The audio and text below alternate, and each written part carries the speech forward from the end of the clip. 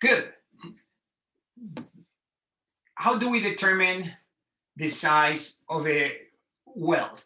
And what I mentioned is this set of slides is already uploaded, right? With all these references to the standards that you can download from the university. And I think would be a very smart move for you to do. Uh, and we mentioned how there are many ways of loading a component, but we're only going to look at static loading and no fatigue. And the types of loads can be symmetric or asymmetric or off center. And we're going to look only at the symmetric loads. And there are many types of welds that we discussed since our second week of class, but I'm only going to focus on fillet welds. So it's quite narrow. You realize that in this class, most topics, we start saying, hey, look at all can be, all the joining, the ways of putting two things together, all the materials or all the welding processes. And then very quickly we narrow it down. And it's a whole world, even in this really narrow thing. Although this sounds narrow, a vast majority, a significant number of applications are within these particular cases we discussed. In the case of civil engineering, symmetric loads are very, very, very common, but there are other types too, which are in the notes, but will not be part of your exam. And materials, we're going to be focusing on steels. And what we mentioned is that the philosophy to do these calculations is to assume that the weld is so much smaller than the component we are welding that we can consider the weld as a line of force, a line that has so many newtons of resistance, of strength per millimeter of length of the weld. We discussed that people actually did these experiments in our university in which they were putting samples that were welded transversely or longitudinally or in diagonal at different angles. And they saw that this load versus deformation response, and the material is always the same. This looks like a ductile and brittle materials if it was a tensile test, a normal tensile test. But in this case, the material is always the same, whether it's brittle or ductile. Welds tend to be very ductile, but whatever it is, it's always the same. It's just the angle of the weld. And from these tests, we can do a number of observations. One is the more transverse the weld is, the stronger it is. Two, the more transverse a weld is, the less deformation it can tolerate, the ductility decreases. Number three, the welds break in many different ways. But for the sake of calculations, we're going to calculate welds as if the area that is resisting the load before failure is the throat. Right? We will not account for other failure mechanisms. We will not account for other geometric types of cracks, right? We will not account for reinforcement that is in the convexity of the weld. And we see other things too that I mentioned briefly before we stopped, but I made this slide to be a little bit more clear. Look at this. This 0 degree theta means a longitudinal weld and is not so strong, but very ductile. This is a 90 degree weld that is a transverse weld and it's quite strong and not so ductile. And in between, we have things that go in a quite regular progression. If we combine welds that are longitudinal and transverse or at an angle, we get to see something interesting. We get to see that, let's call failure of the component the moment that the first weld fails.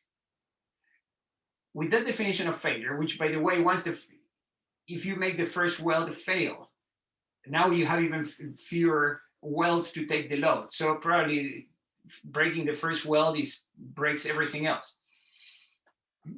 What we see is that by the time, we see two things. Number one, the strength of the transverse weld, the full strength is about 50% more, 150% total of the longitudinal weld, a factor of 1.5. Put this in your mind because this factor of 1.5 is going to come again. This comes from the experiments that were made. Number two, if we are combining different welds, for example, a weld at 90 degrees, a transverse weld with a longitudinal weld, by the time the transverse weld breaks, the longitudinal weld could develop only 85% of its full strength, right? So put this number in your mind, 85%, right? 0.85, because the longitudinal weld needed much more deformation to keep developing its strength, but it doesn't have it, right? It's 85%. So this is, I didn't show you this slide last week, but this is the basis of all our calculations. This one slide and all the rest of today and the calculations you're going to practice at home based on all the exams that are uploaded are all based on this one slide. This comes from CSA S16, which you can download. And this is a way you design buildings in Canada. This is a real thing. This is not a cute exercise for you to do, make work and get a grade. This is a real thing. So if you are in a building, in a steel building right now, your life depends on people who did this calculation. And what does this calculation say? Well, first of all, what it says is I have no idea how they chose the name of variables. We're going to use this name of variables because it's the name that is in the standards. It's terrible. I have no idea, but well, we'll use it. So let's start with this long formula that looks intimidating, but you'll see very quickly that it makes a lot of sense. VR is the resistance per unit length of the fitted weld. So when we said a weld is like a line that has so many newtons per millimeter of strength, this is it. This is the strength of your weld as a line. We have a factor of 0.67 here, and that relates that they say that the failure is by shear, and but when we get the material properties are from a tensile test. So this 0.67 is what accommodates your tensile test to the failure mechanism by shear. That is what we are assuming, shear at the throat. 0.67, we see it. Phi W. Phi W is the limit state resistance factor. If you remember, I mentioned to you that something that is different in Canada and in the US is that in Canada, we don't use safety factors for civil engineering. We use this limit state that is based on statistics.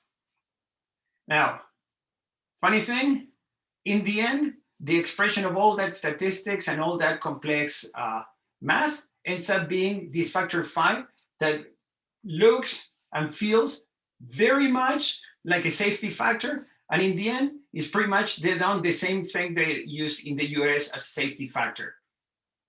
There are subtleties because for some particular loading conditions, this safety factor might be different in a way, this limit state might be different in a way the safety factor cannot capture.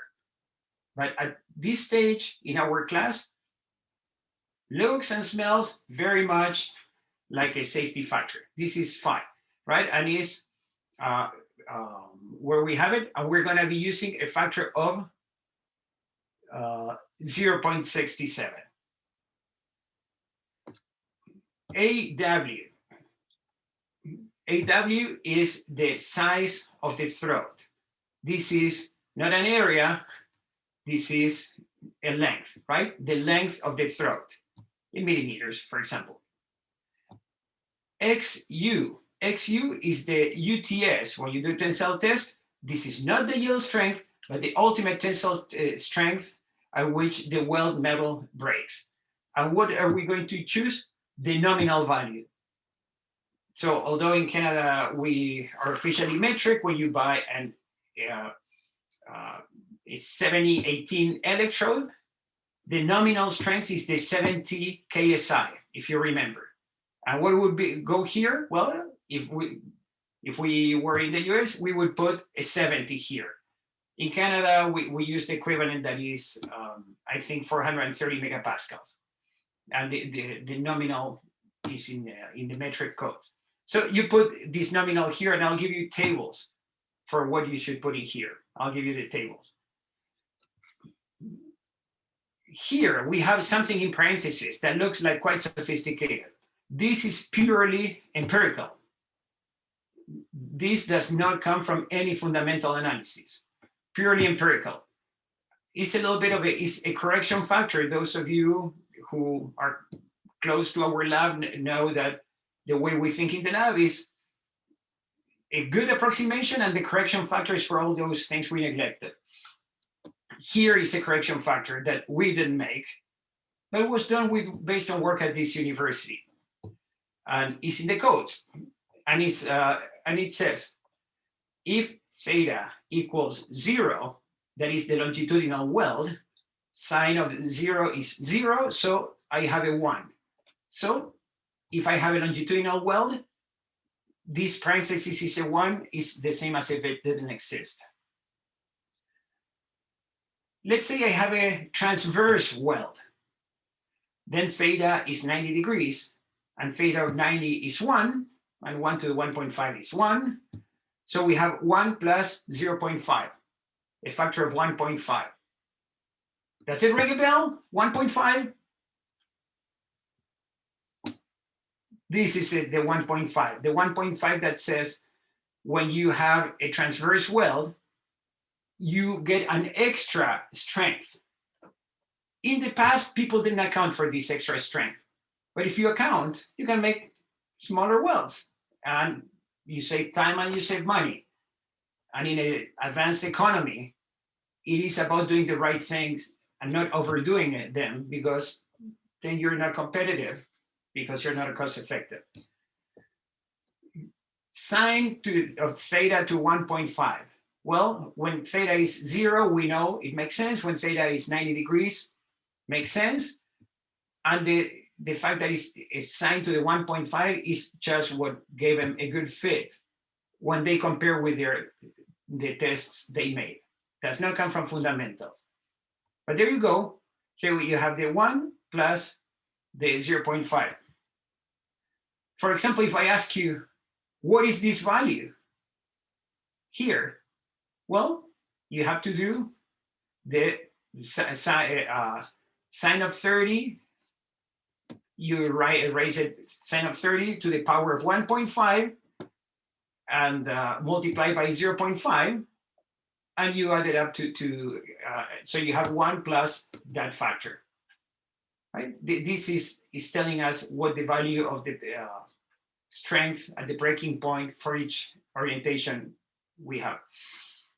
Here, MW, that one stands for the longitudinal welds, or the more longitudinal welds, being unable to develop their full strength. So let's say that and here we have an expression for it. Let's say that theta 1 is theta 1 is the weld we care about, right? And let's say it's a longitudinal weld. Longitudinal welds have theta of 0. So this is 0.85 plus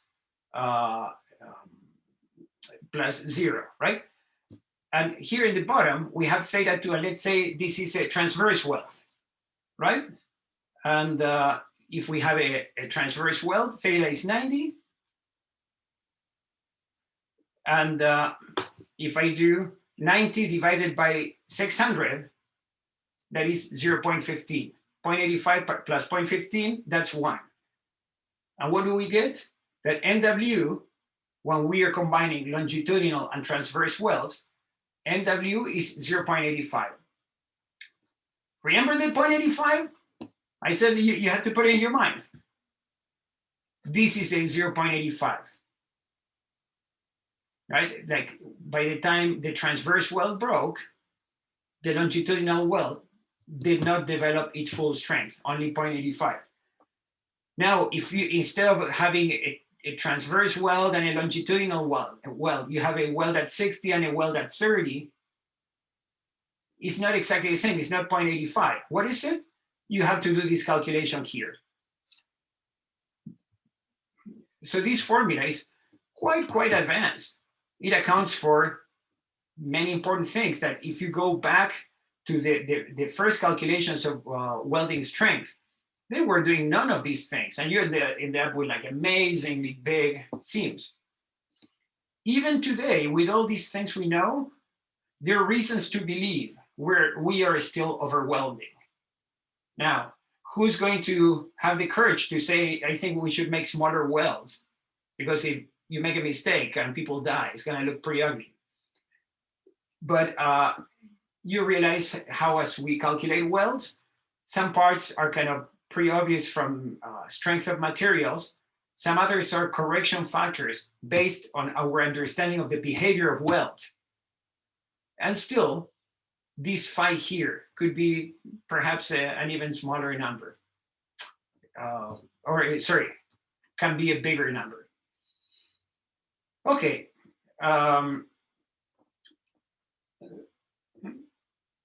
If you're welding with matching electrodes, matching electrode means if you have a plate of a given strength, the nominal strength of the electrode is the same, right? When we have matching electrodes, this is what we have to use. If we use overmatched electrodes, that means the weld material is stronger than the base plate. In that case, it's possible that it doesn't break at the weld, right? And we want to account if we, in reality, we're not pulling off from the leg of the plate, the leg of the weld, that is the interface between the weld and the plate. So in the case of overmatched electrodes, we have to do this other calculation that says the resistance of our weld per unit length is this 0.67 times this phi W, 0.67 again, times this AM. I have no idea how they came up with this name, but this is the size of the leg, not the size of the throat. AW is the size of the throat. AM is the size of a leg. And FU should not be interpreted. FU is the nominal strength of the base material. Okay. I promised to what does overmatch mean? Okay, what does overmatch mean? Overmatch means that we use an electrode that is stronger than the matching electrode for the plate. Now, what is the matching electrode? It's an electrode that would have the same UTS, nominal UTS as the nominal UTS of the base material. And the code gives you a table, so you don't even need to think. I want to think, and I want you to think. But here it says, if you have an electrode of ultimate tensile strength of 430 megapascals, right? You use this, if you have a plate of 300, grade 300, that means 300 megapascals, you would use a matching electrode of 430, or let's say in this case, that is not an HSS. HSS is hollow steel section. In this case, for 300 megapascals, you would have an electrode of 490 megapascals. That corresponds to, in metric, that would be, for example, a 4918, but you are more familiar, everybody calls those 7018. Before I address again the issue of overmatching, I would like to ask a question. Why a steel of a grade 300 megapascals has a matching electrode of 490 megapascals? Because that sounds like a lot of overmatching to me. I would like to hear from you what your thoughts are. that matching 300 is considered matching with 490.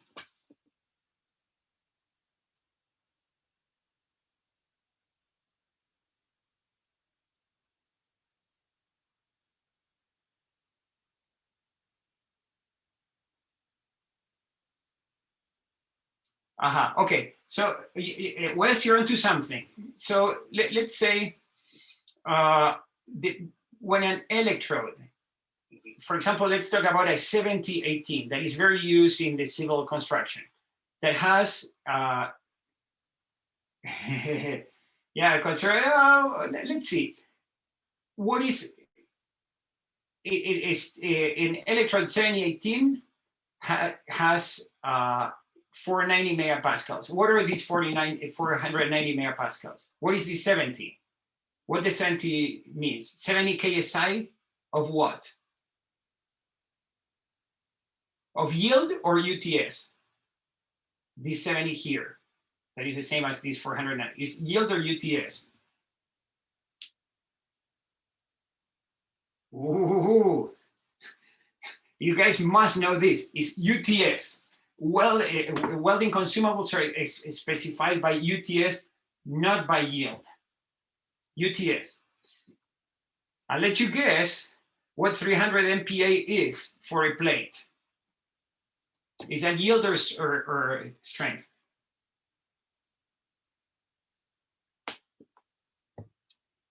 So 300 megapascals for the steel is yield.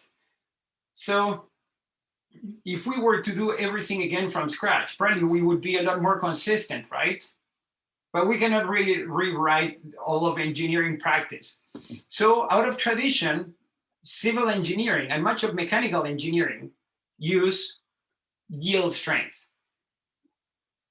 Out of tradition, welding uses UTS. Let me tell you what, we're gonna talk next class on Tuesday, that when you weld something, you put that something in enormous yield, no matter what you weld.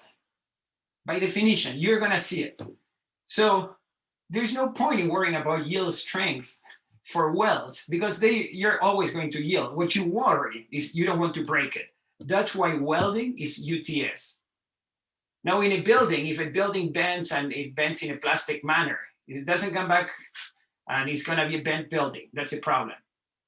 So we're joining now two worlds that have different concerns. The one of welding in UTS and the one of civil construction in yielding. So actually, in the next slide, I'll show you why you should believe me. But the matching electrode for 300 megapascal plate is a 490 megapascal electrode because both will have the same UTS. If instead of using this 7018, I would have used an 8018, right, that has 550 megapascals of yield, that would be overmatching. And if I do overmatching, then I need to use this formula down here. I need to use both, but I need to check for this one. If it is matching, I don't need to use this formula according to the code. I use only this other formula on top. All right, we were talking about 300 plate 300W, right? That is common in civil construction. That depends on the type of sections, right? There are lots of subtleties, but 300 plate has 300 yield strength. And look at the tensile strength, 440 to 620. And the electrode, what was specified, the electrode specified was 430, more or less the same, right? That's why it's matching. That's why it's matching. Isn't this pretty cool? I think it is pretty cool. And before we do an example of a calculation, I want to tell you two things. One is a continuation of what we were discussing last class, in which I mentioned, if you do a calculation and it tells you that you should make a weld that is 0.5 millimeter in leg, well, you cannot make it. And if you could, probably would be too expensive. and too unreliable. So the code tells you what your minimum weld size is. This is based on experience. This is not based on any calculation. So based on their experience, they said if you're welding with a material that is 6 millimeters or thinner, and you get to see how all these numbers come from the US originally in imperial units, right? So if something is 6 millimeters in thickness, you cannot make a weld less than 3 millimeters in size. That's pretty cool. So if I calculate 0.5 millimeter, I'm going to weld 3 millimeters. Question to you. If I calculate that my leg should be, say, 1 millimeter, and I do a 3 millimeter leg weld, does it mean that I'm going to be over welding, or do I have a way around?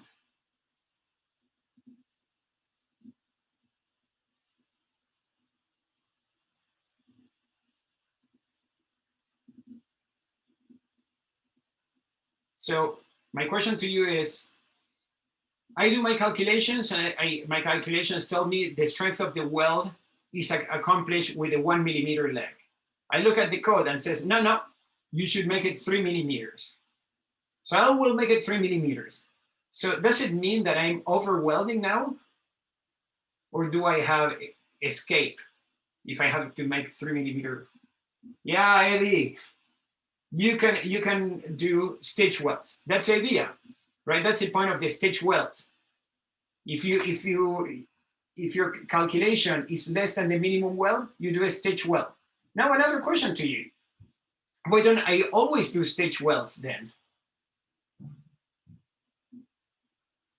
Why not to always do stitch welds?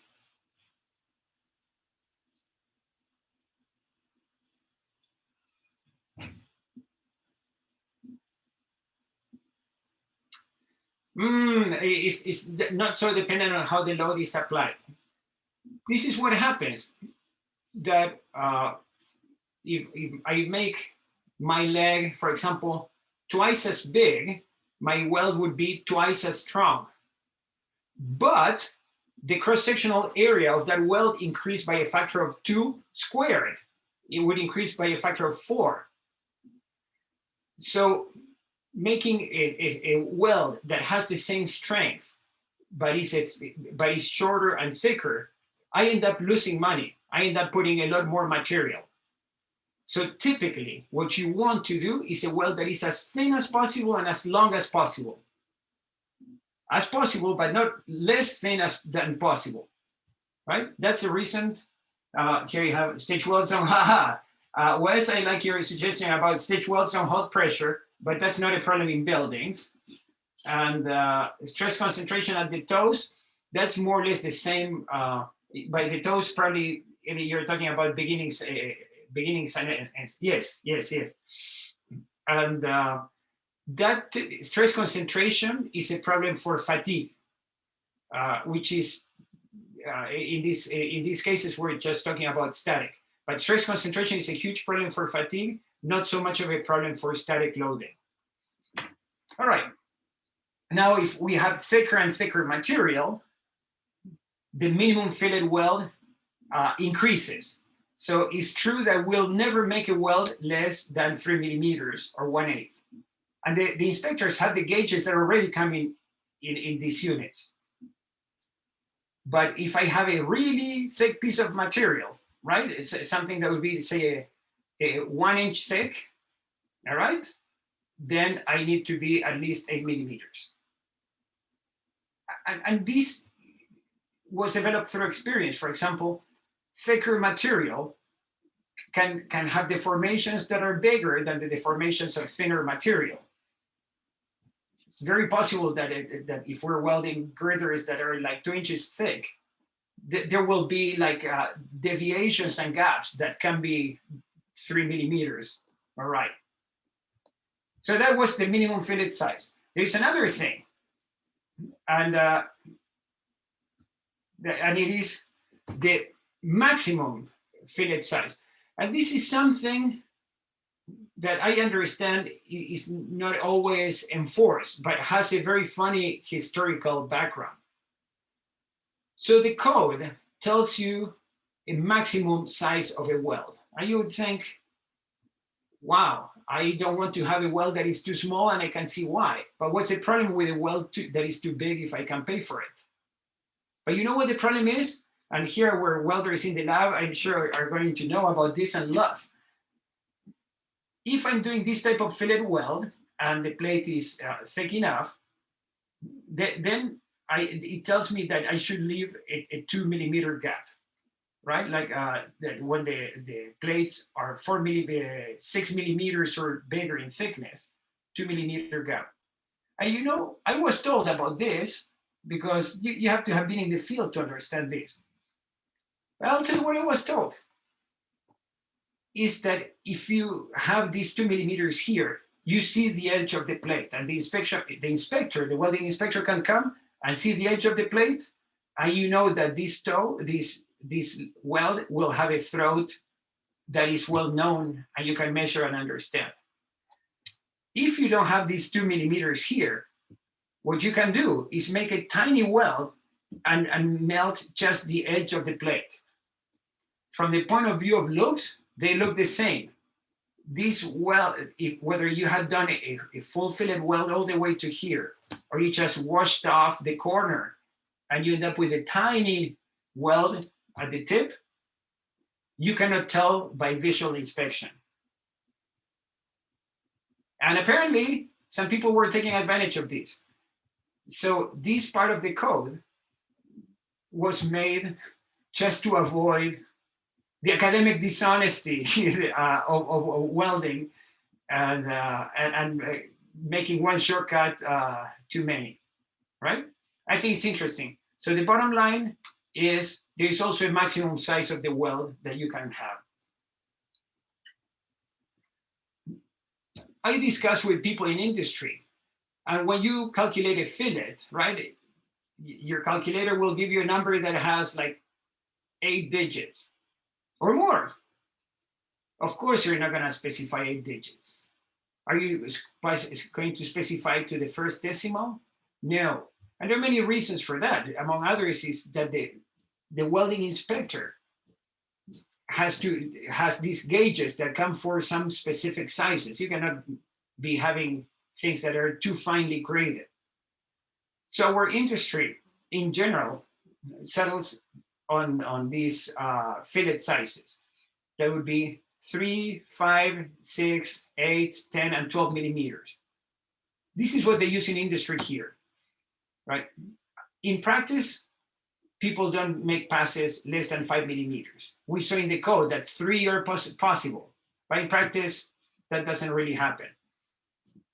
And a single pass in practice is never bigger than 8 millimeters, right? So when you solve the problem, and you're going to see, I learned this by talking. I didn't know this at the beginning. When you solve your problem, I will want you to give me the answer in a standard fillet size. I don't want to hear is 7.2 millimeters. Maybe your calculation is 7.2 millimeters. But if you go to the shop floor with a 7.2 millimeter leg, it's not going to look good on any of us. You're going to say 6 or 8 or those numbers people are used to. All right, let's do an example now. I told you lots of background content and interesting things. Let's discuss how would we dimension the fillet on this weld. The fillet will be all along this edge, and along this edge, this edge, this, and this. This is a typical case from civil engineering, and I don't think I put it here, but this is a problem that was done by Professor Gilbert Grandin. Okay, so here we have the dimensions. We know the dimensions, they come from the structural engineers. And our mission as weld engineers, and another interesting thing, when people design the buildings, they don't design the welds. The people who are going to weld it have to do it. Okay, so these we have the dimensions, and our mission is to say what size of fillet we're going to be doing. We know from the design that is 300W steel plate. We now know that 300W means 300 megapascals of yield strength, right? That the UTS, the ultimate tensile strength, is 440 megapascals, right? That is, and we are going to be using matching electrodes. All right. So we will be using matching electrodes here, but I'm still going to do the calculation for overmatch in the next slide. We're going to be applying the formula that is the formula from the code, right? With these variables with very weird names, right? This is the strength of the weld per unit length, 0.67, the limit state, the limit state that was 0.67. This is the throat size, which we don't know yet, but it's a throat size. This is the nominal strength of our electrode. So for 490, for 7018, that was 490 megapascals. Here we have this parenthesis that accounted for the increasing strength of the weld as it was oriented more transverse, and this MW that accounted for the welds that don't develop their full strength by the time the first weld breaks. And these are the steps to follow. One, we're going, another thing. I'm going to assume here what is assumed almost all the time, that all this weld will be made with a fillet of the same size. Yes, you can choose 2 different fillet sizes for this weld, but in practice, you don't do that. So I'm going to assume that whatever fillet size I come up is the same for this whole weld. So because the fillet size, right, has the same throat, this AW, which is unknown, I'm going to put it down here with the strength per unit length of the weld. So I'm going to calculate this VR over AW. Look at this. That I can do for each segment. I have the 0.67. I have the limit state factor that is 0.67 and is known. I have the strength of the material, which of the consumable that is known. I have theta that for each of these segments, I also know it, right? And we have MW that relates to the theta 2 is the segment that is closer to perpendicular, and theta 1 is the theta for each of these segments we care about. So we have everything. If we do VR over AW, everything else we can calculate. So this is a copy from the Excel spreadsheet I did for myself, which might be a smart thing to do for yourself to be ready for quiz 5. And oops, for segment, let's consider segment A. So segment A, this phi W, that is the limit state factor, is 0.67 and always is in what we're going to be doing. So no problem. XU is from a matching electrode from CSA table 4, right? And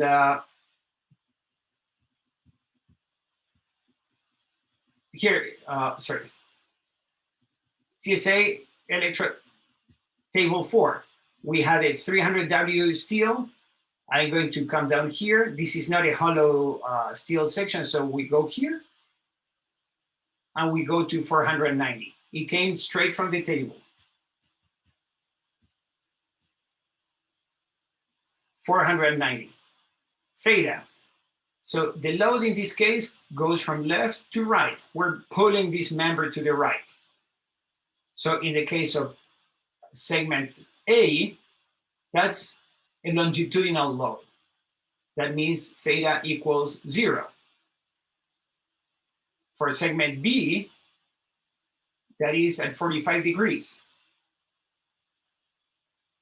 And segment C is a transverse weld, 90 degrees. That is the theta that goes here. And MW. So MW comes from this formula. For the case of segment A, we have the 1. Sorry, for the case of segment A, we have the 85%. If you remember, the maximum strength of a longitudinal weld is 85% of the maximum strength of a transverse weld.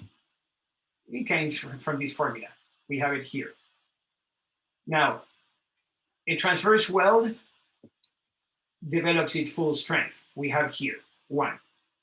And a weld that is at 45 degrees develops more than 85% of its full strength, but less than its 100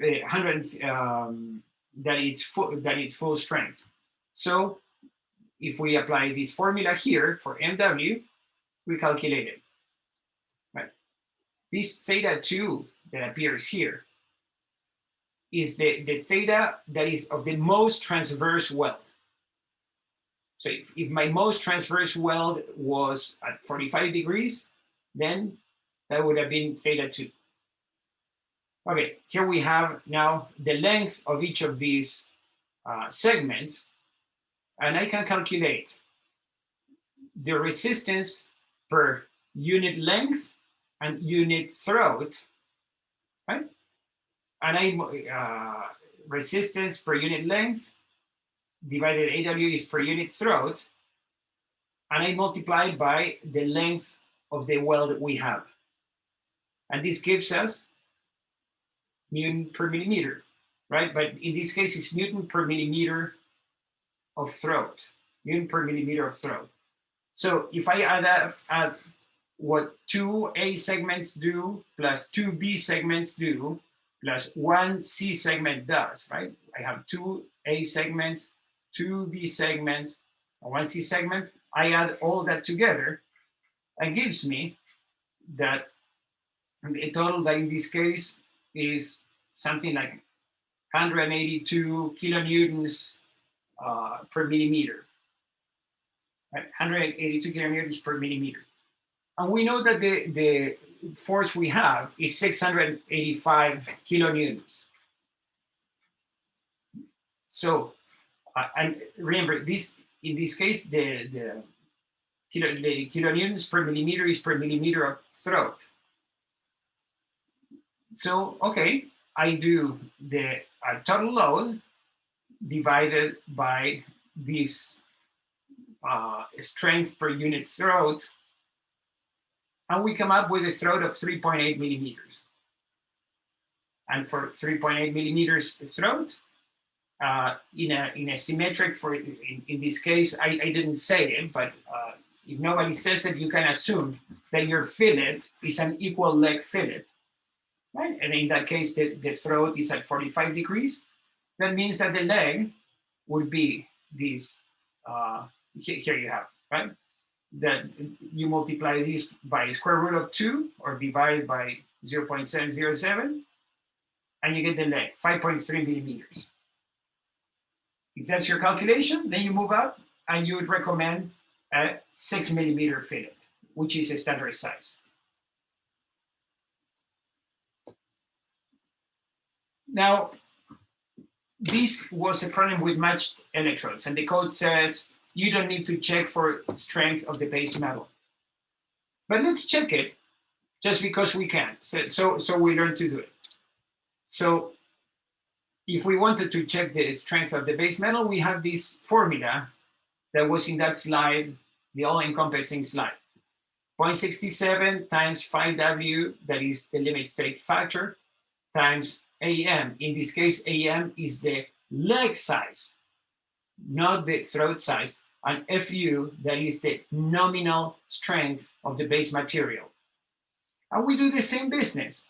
We move AM dividing here, and everything that is on the right stays constant.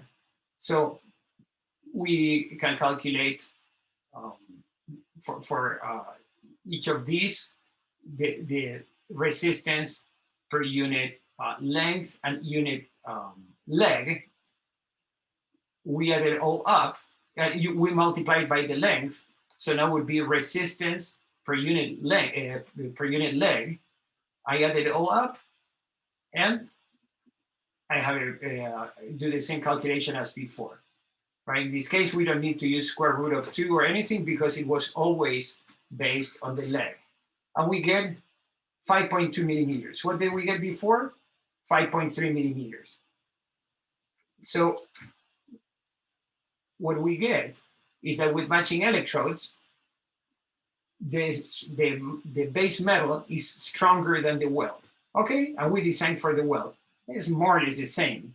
When two things are more or less the same strength, is a sign of good design. All right, the standard fillet size that is above 5 is 6, so we propose a 6 millimeter fillet, and everybody is happy. Now we have to check two things. Number one, are we meeting the minimum fillet size? And let's see, the plate has a thickness of 12 millimeters. The plate is 12 millimeters, and the minimum fillet size is 5 millimeters. We propose 6. We're good. You also see how these numbers we calculate are quite close to the numbers that they already anticipated in the code. Sign of a good design. So we meet the minimum fillet size. And maximum fillet size. Maximum fillet size, where do we have it? If the plate is 12 millimeters, the maximum fillet size would be 12 minus 2, which is 10. So it says that our weld should not be bigger than 10 millimeters. And we're fine. So we have just, for the first time, calculated, we have designed the weldment. And we checked that the weld itself is strong enough to carry the load. We checked that and in this case we didn't have to, but we did it. We checked that the base material is strong enough to carry the load.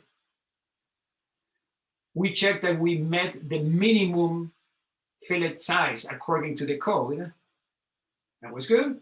And we checked that the weld we designed met the maximum fillet size according to the code. So we have solved the problem. This is the way you design buildings.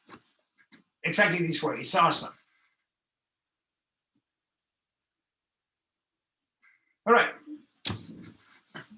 Here we have another exercise that comes from a past exam. And all these exams are uploaded, and all these exams are worked through.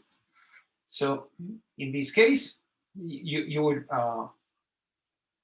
pull the plate is much the same, is symmetric. We have a continuous weld, right? And the only difference in this case is what the angles are with the previous weld. And I would ask, what is the minimum fillet size? And in this case, it's a 12 millimeter plate. So minimum fillet size for 12 millimeter plate is 5 millimeters. It's not going to be any smaller than that. What is the maximum? 12 minus, here we have it. If it is bigger than 6 millimeters, that is 12 minus 2, 10. So we know when on quiz 5, you solve the problem, I'm going to ask you, what is the minimum fillet size? What is the maximum fillet size? And by the time you calculate a fillet according to this procedure, your answer should fall. You'd have a sense more or less where you should be. Sometimes you predict things that are lower. right? Sometimes you can predict things that are higher, but in that case, if it is higher, probably you have a problem of design, because if the weld cannot take on this, probably the whole plate cannot take on this either, right? So you always have to check for minimum and maximum. I'll ask you to do that. And in this case, we do the same. The resistance of the weld is what is transverse and what is oblique. And in this case, we put the MW to account for the effect of not developing its full strength.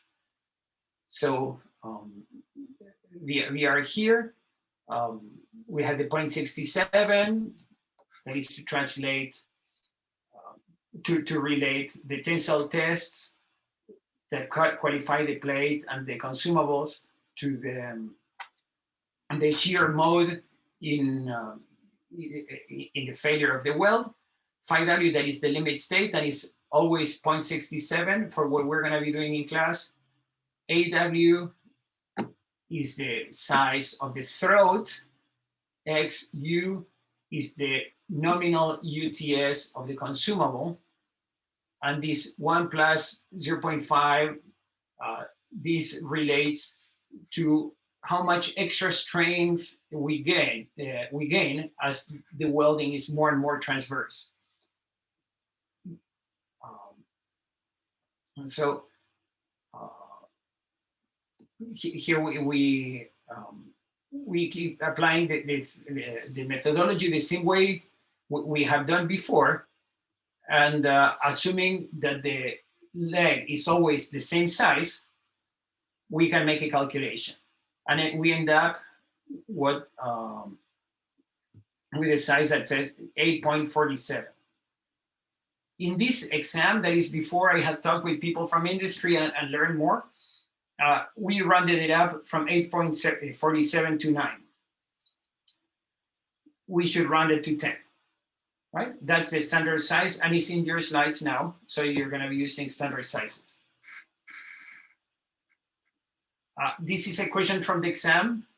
If the load capacity is, if we have longitudinal and transverse welds at the same time, which is going to break first? And we already discussed this. That is, the transverse weld is going to break first, and the longitudinal weld will not develop its full strength. Okay, some of these things we have discussed, but I would like to have a sanity check. For this question 7E, if I increase the heat input to make this weld, well, okay, let's see. This is a little bit of a review of previous things. If I increase the heat input, the weld will be stronger or weaker. And I'm talking about the real strength of the weld, the one I would measure in a machine. If I increase the heat input, the weld would be, I increase the heat input, but the cross-section of the weld is the same, right? Same cross-section, higher heat input. Would be stronger or weaker or same?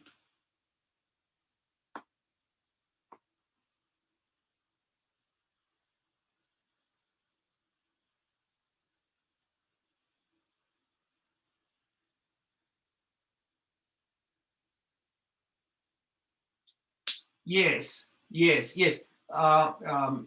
Eddie, you mentioned peak temperature, but the issue is not so much a peak temperature, because a peak temperature is above melting, right? And that doesn't matter so much.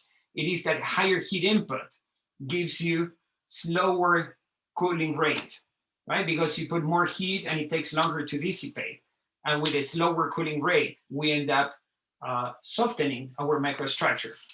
So now, given that we said this, my question to you, my next question to you is, let's say there are some process changing during welding that is within the WPS. But let's say that we have an increasing heat input, that we already know that higher heat input makes our weld weaker, right? But it's all within the WPS. do I need to redo the calculations? Do I need to redo the calculations if I change the heat input and my weld is now weaker?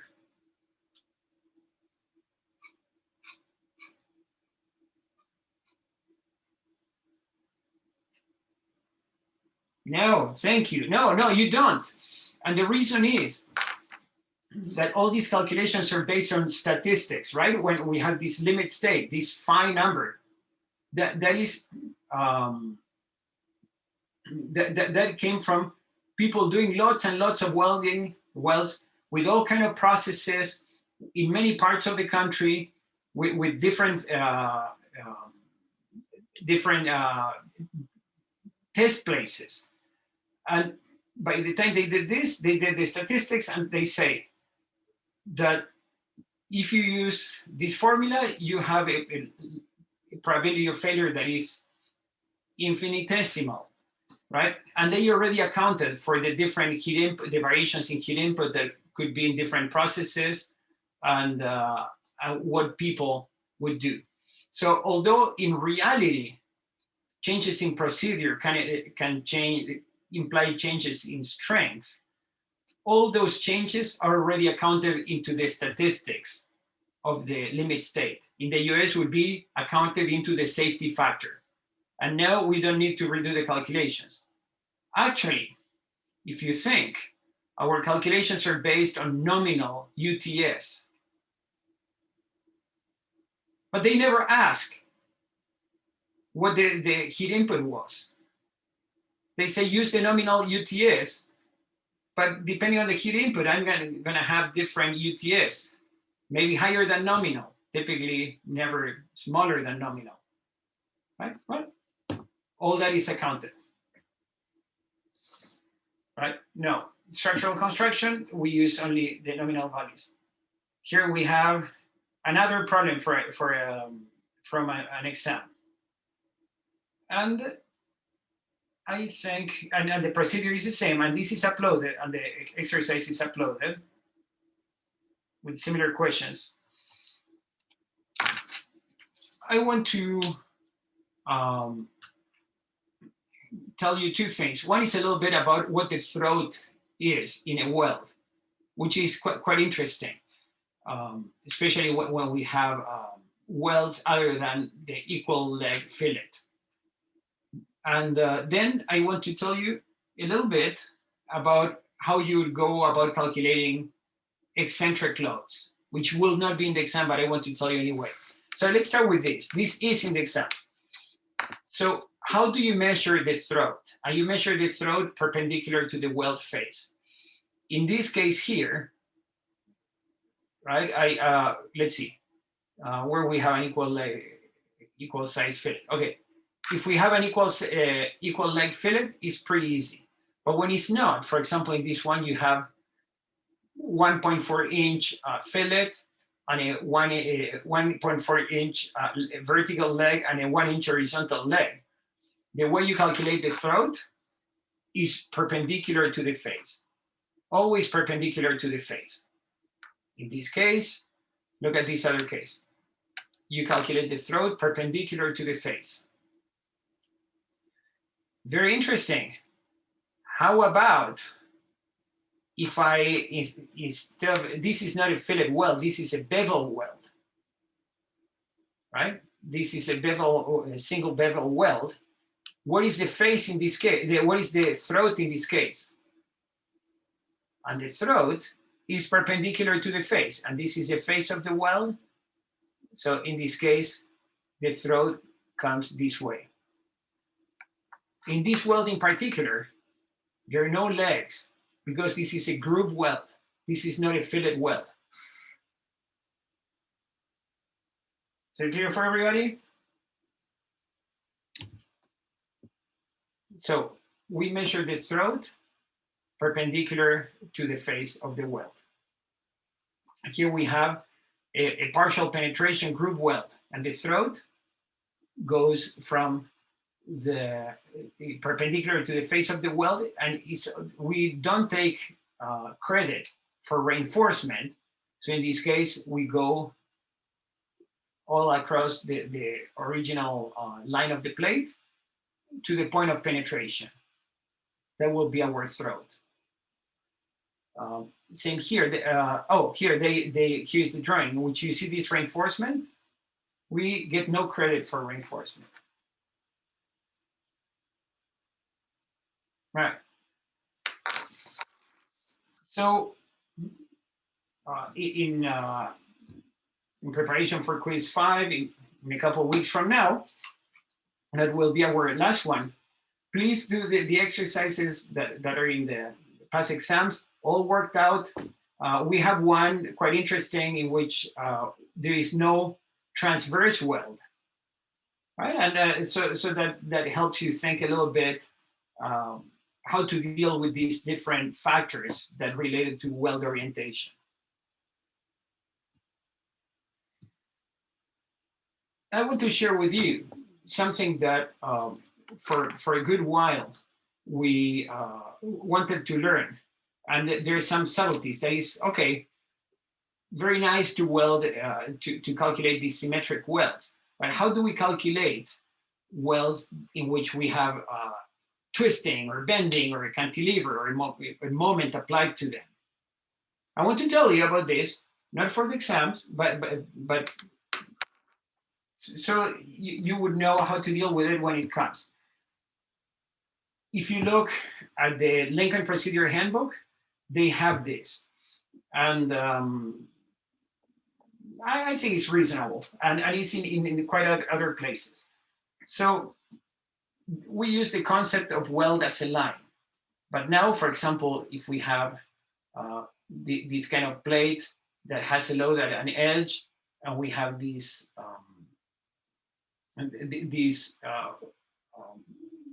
weldment around it, right? You see there's no symmetry anymore. The calculation is quite different than what we have done so far. Same here, right? And what we use in this case is strength of materials. For some of you, strength of materials is second nature, and you know it all too well. For some other of you, strength of materials is something that you saw very quickly in passing, and you're glad that it's behind you. And for that reason, it's not going to be in quiz 5. But if we have a load that is in tension or compression, right? The standard calculations from strength of materials is that the stress applied, the stress applied is the load divided the cross-sectional area.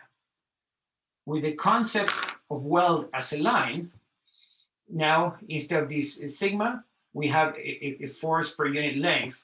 And you realize this is American literature that comes with different notation than the Canadian one, right? They don't call it VR anymore. And this would be force divided the length of the weld. Quite easy so far. But let's say we have shear, and in strength of materials, shear is the shear force divided the cross-sectional area. And in this case, in welding would be the shear force divided the length of the weld.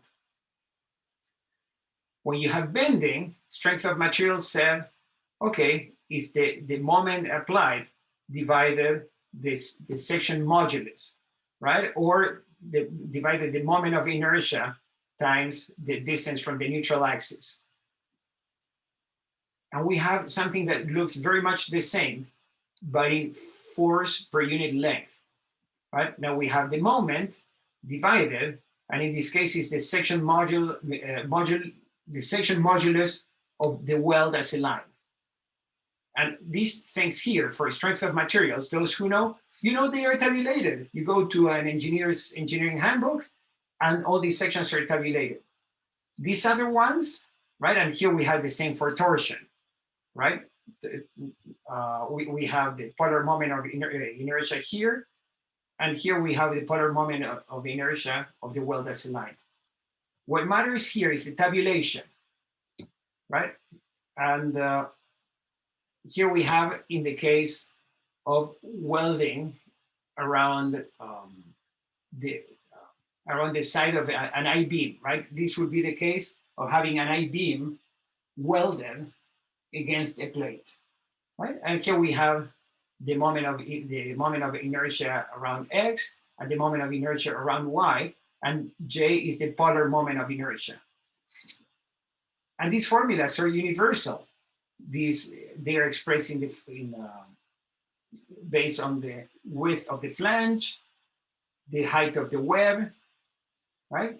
And we have V, B and D, and those are the two things we need to have here, right? We don't need to worry about thickness of the web or thickness of the flange because they're close to each other, right? Okay, if we have a circle and we have torsion, here we have the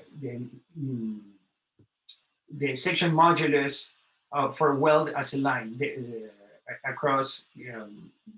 For this would be for bending, and this would be polar. And if you have more, and this is not in the exam, but just think of the beauty of this. Somebody had to do all these integrals.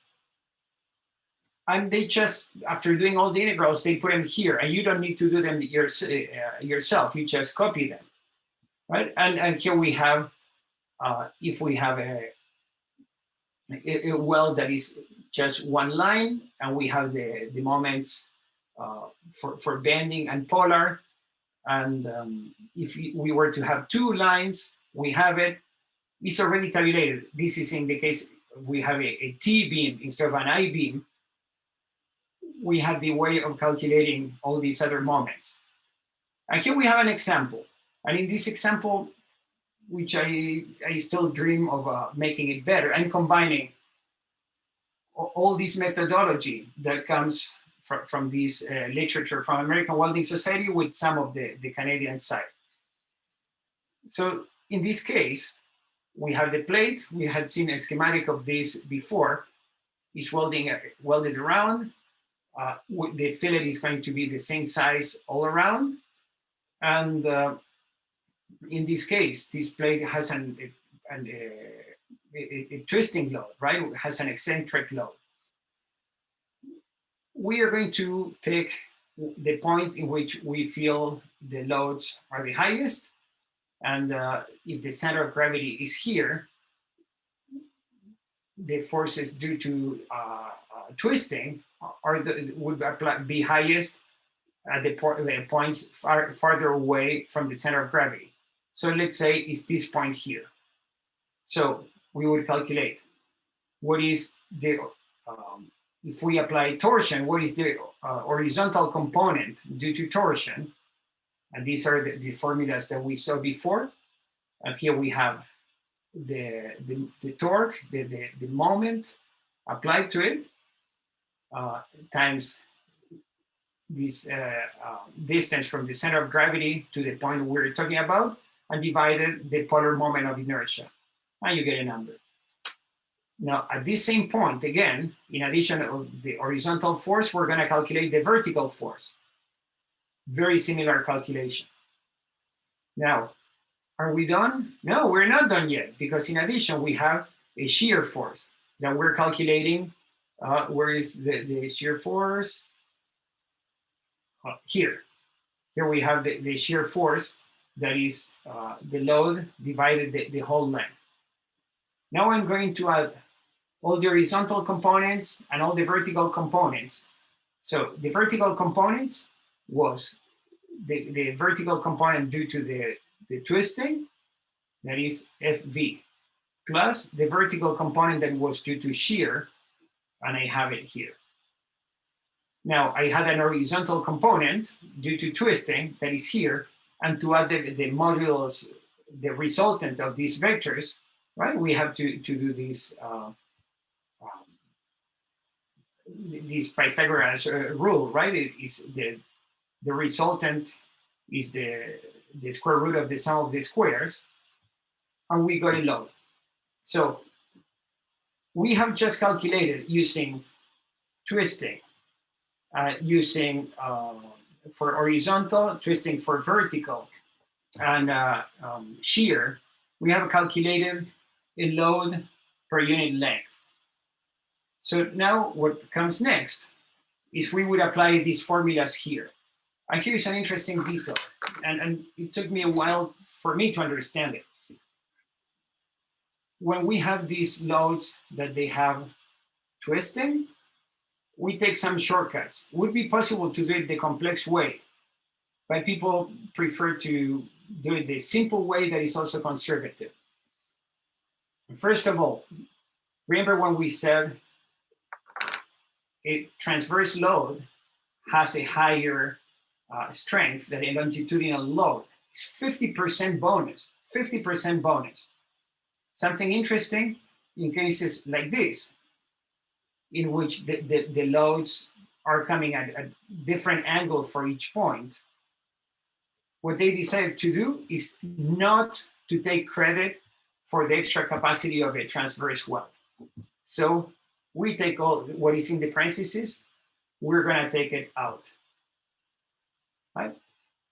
And also, because now we are not taking we're not taking credit for the transverse capacity, let's not worry about this little decrease in strength that we had when we had a combination of loads with different orientations. So we're going to say that MW is 1. So this is conservative for sure. This other one is a little bit on the opposite side of conservative, but we were taking quite a bit of credit in this one. By not taking credit,